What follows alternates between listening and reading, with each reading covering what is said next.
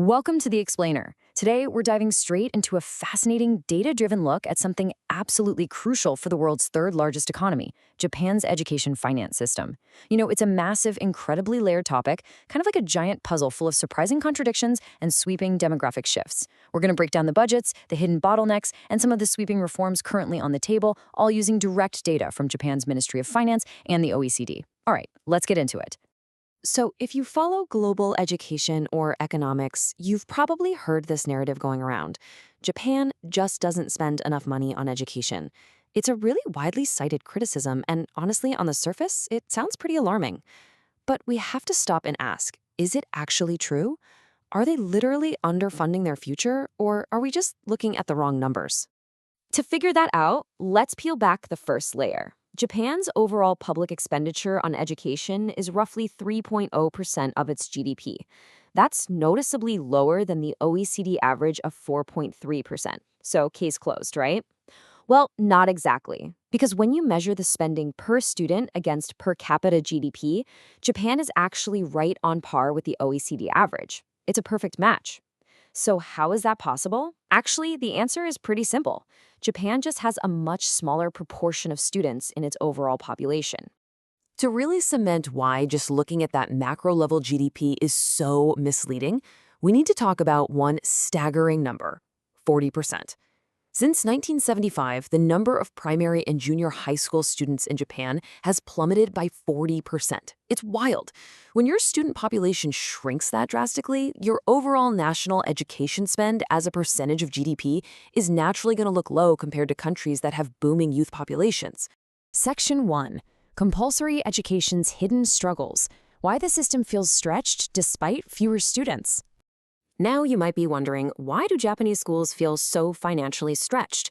And why are teachers reporting such massive burnout if there are literally fewer kids to teach?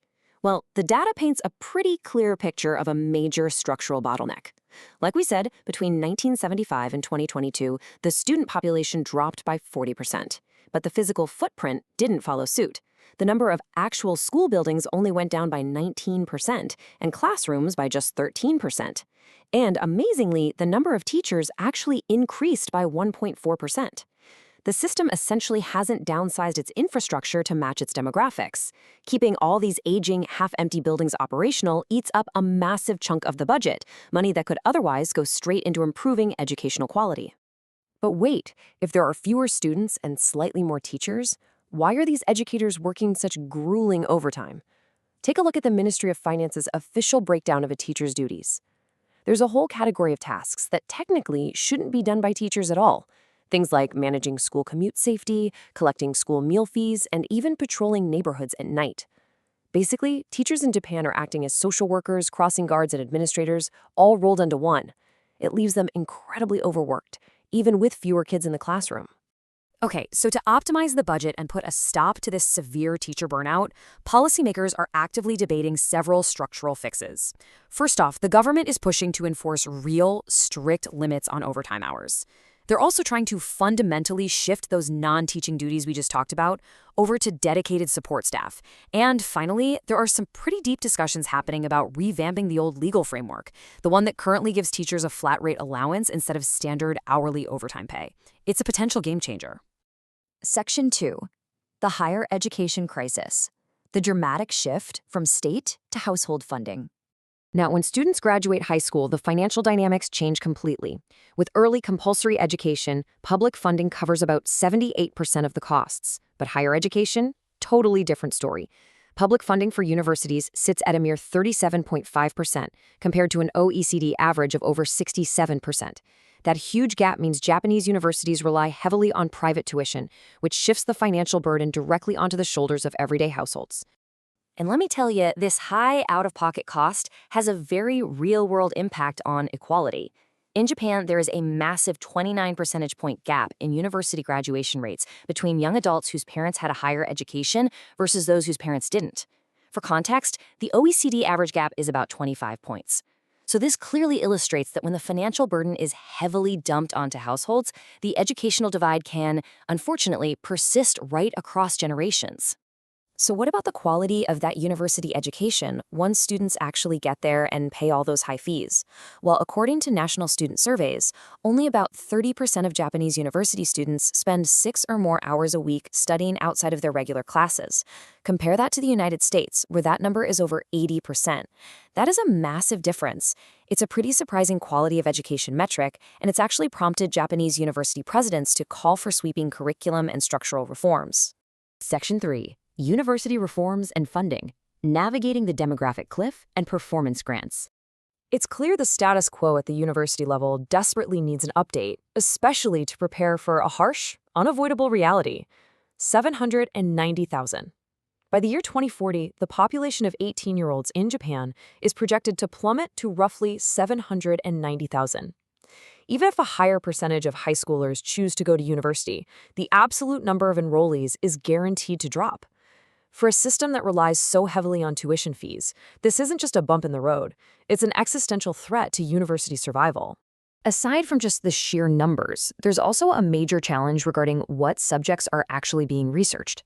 There is a really stark contrast in Japan's academic focus at the highest levels. A massive 41% of Japan's PhD students are focused on medical and welfare fields. Meanwhile, only 20% of advanced degrees are in STEM: science, technology, engineering, and math. In a global economy that is increasingly driven by tech and engineering, this heavy skew puts Japan uniquely out of step with global academic trends. So, to drive change, the government is fundamentally altering how it hands out money. Historically, national universities just received a flat-rate operational grant. Well, not anymore. The new model completely divides up the funding. Yes, there's still base funding for essential operations and some mandatory state expenses, but a significant chunk is now a performance-based mission realization grant.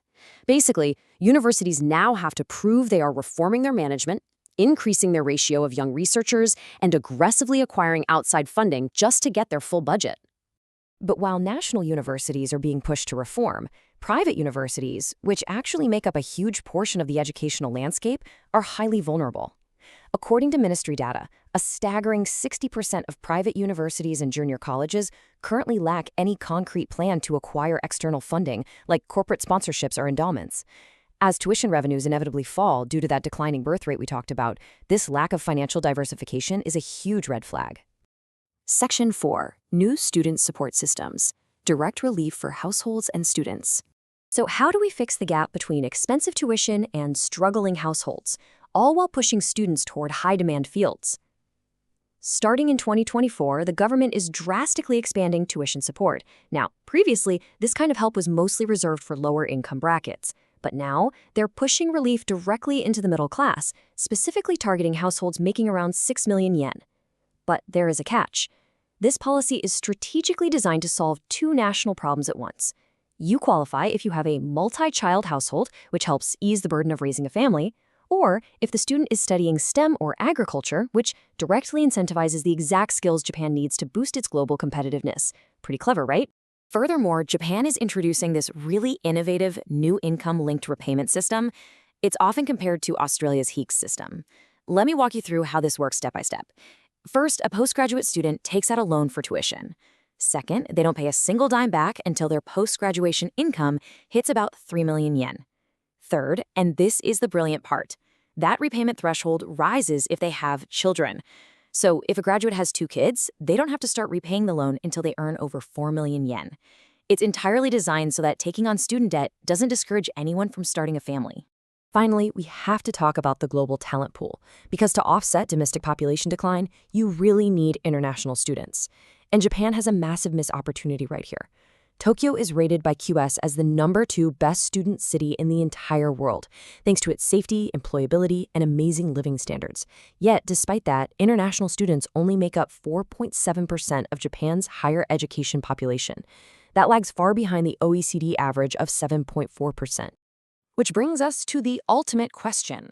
We've seen the realities here: the shrinking classrooms, the overworked teachers, the heavy burden on household wallets, and of course, the ambitious new policies aiming to fix the whole shebang. The government is pulling every financial lever it can to push STEM, support families, and force university reform. But will these financial and structural fixes actually be enough? Can they balance out a relentless demographic decline and secure the future of Japanese education on the global stage? It is absolutely a fascinating challenge to watch unfold. Thanks for joining me for this explainer, and remember, keep questioning the data.